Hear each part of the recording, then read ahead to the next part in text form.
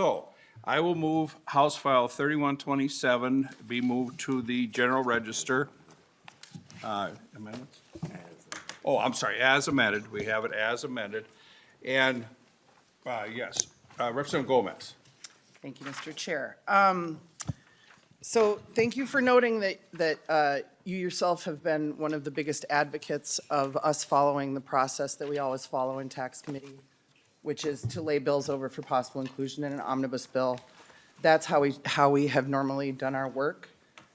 You and I have built, I think, a trusting relationship, and part of that is, our word meaning things. And so, in 2023, the first year I was chair, in February, you talked about how you have always opposed standalone tax bills because you need ironclad agreement with the other body.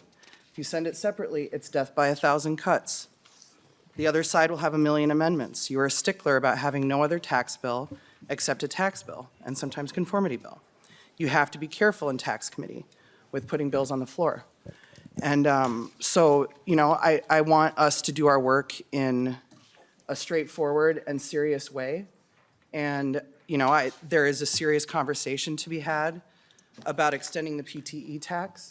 We had a serious conversation about it last year. We've had serious conversations about it over the entire time that I've been chair. And the way that we've done that is through the normal process, which is laying bills over and having a real negotiation about them and considering not just one of the important provisions that we have in front of our committee, but, a tax bill that really works for everybody. There has not been negotiation on this with the Senate. There is not an ironclad agreement. There is not an agreement about amendments. As you know, we have our kind of constitutional, duty to originate tax bills. We protect that as an institution.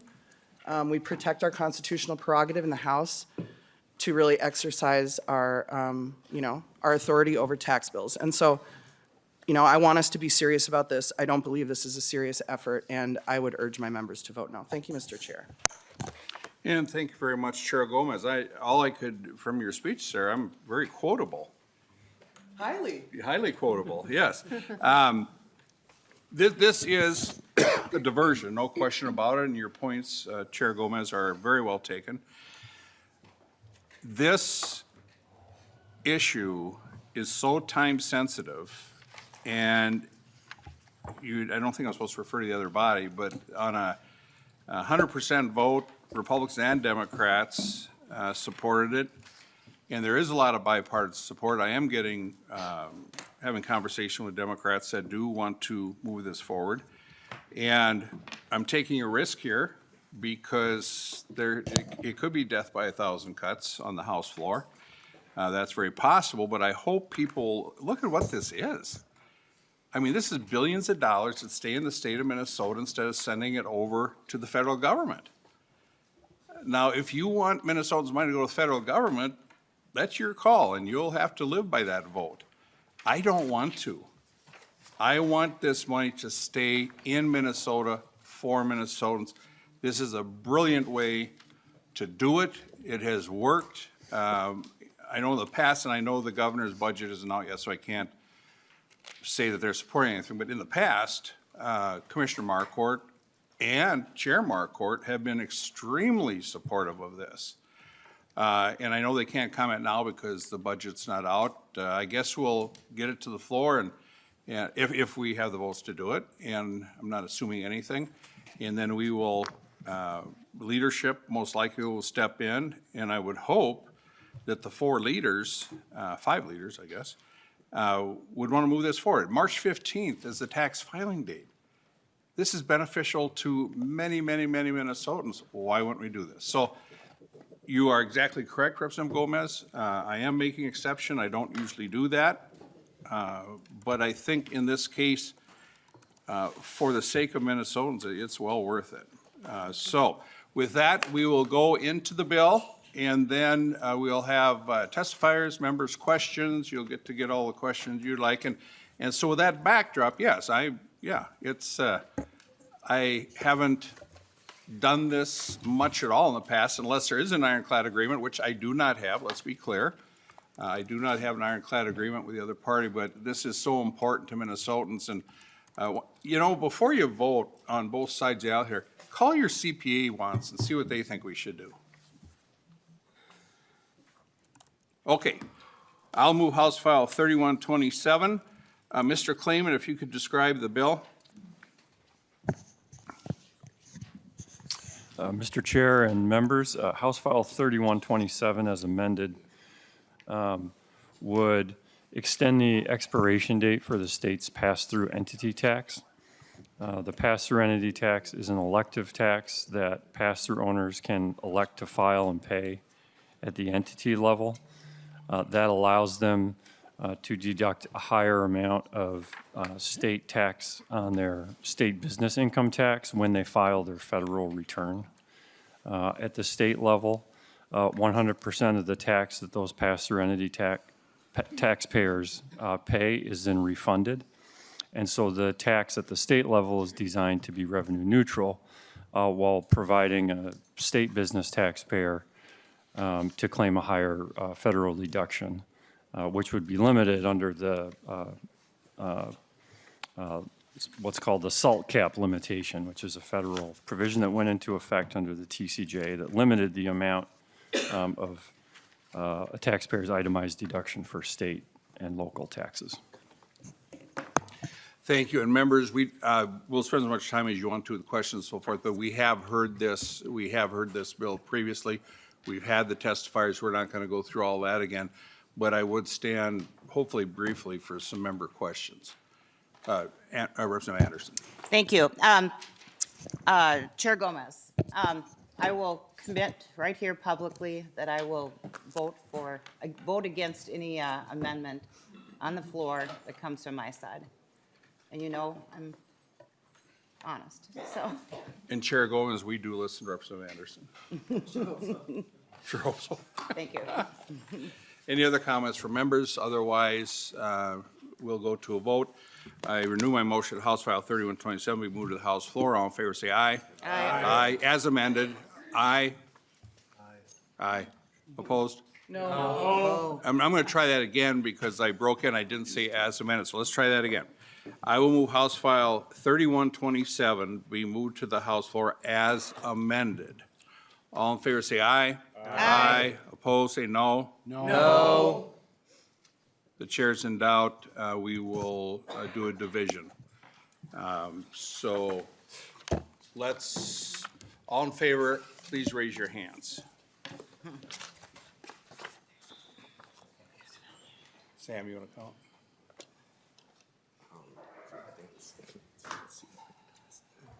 Oh, you want to count? Well, do you want me to count or call the name? No, call the names. No, just go through and mark them off. He should just call the vote. He didn't need to give a jump credit. Okay. He should have just done it.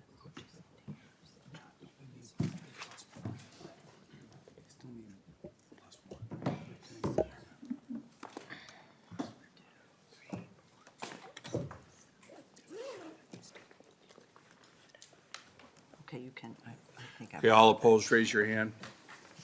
I'm sorry.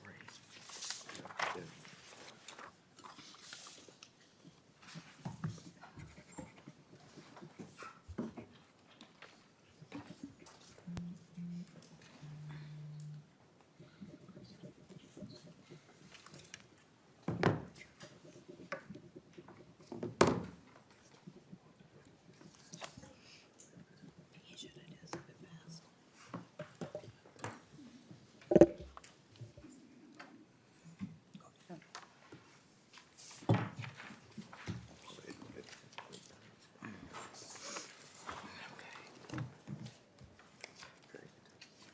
Okay, you can, that's good. Okay, I'm going to switch from yes to no.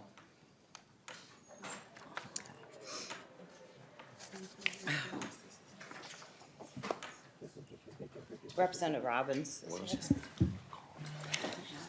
Mr. Chair,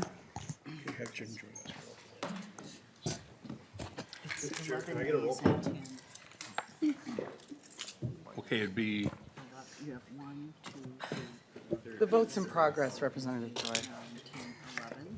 You have 11 names.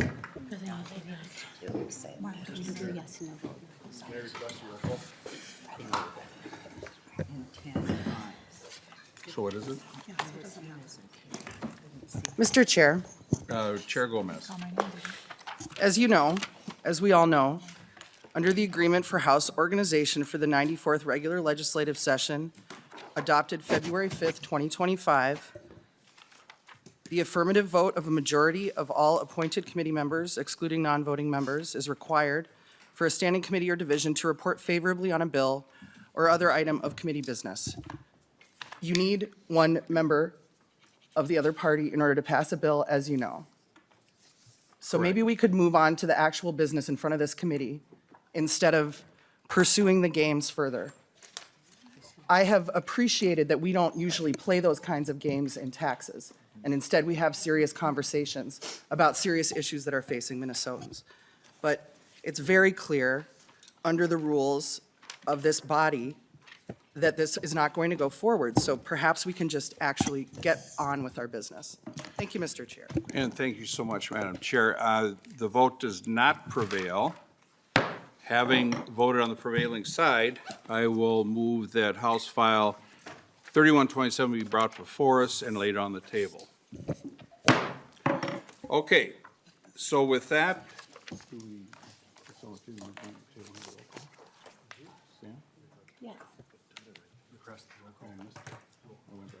Yes.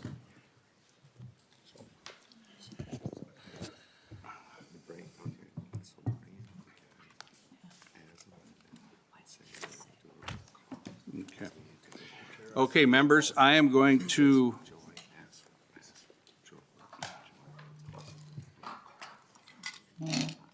Yeah.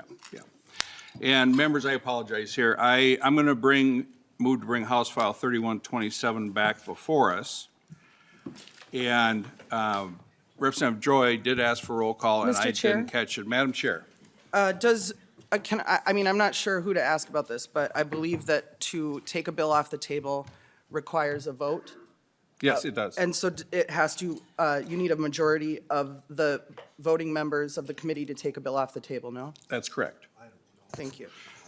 So we have the motion to bring the bill off the table, and Representative Joy has asked for a roll call. The committee legislative assistant will take the roll.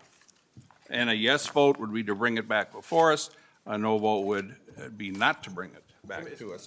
Chair Swedzinski. Thank you, Mr. Chair. And just to clarify, this is not a vote whether or not you support the bill. This is just a vote whether or not to bring the bill off the table. So it's not necessarily whether you support the bill or not. This is just simply that you want to have open debate on a bill that's potentially before the committee. That's all, That right? is correct. Okay, thank you. Mr. Chair, Chair Gomez. thank you. We've already discussed this provision.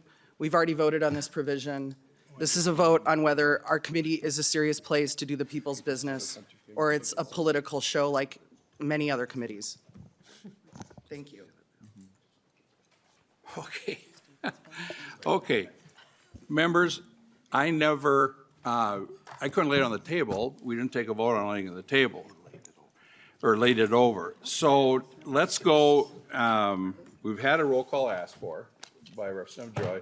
So the committee legislative says take the roll. And the vote, members, the vote is to bring the bill back before us. Move to recess. Yeah, can we have a recess, Mr. Chair? Oh, we sure can. Great, thank you. Yeah, we'll recess. How long do you need?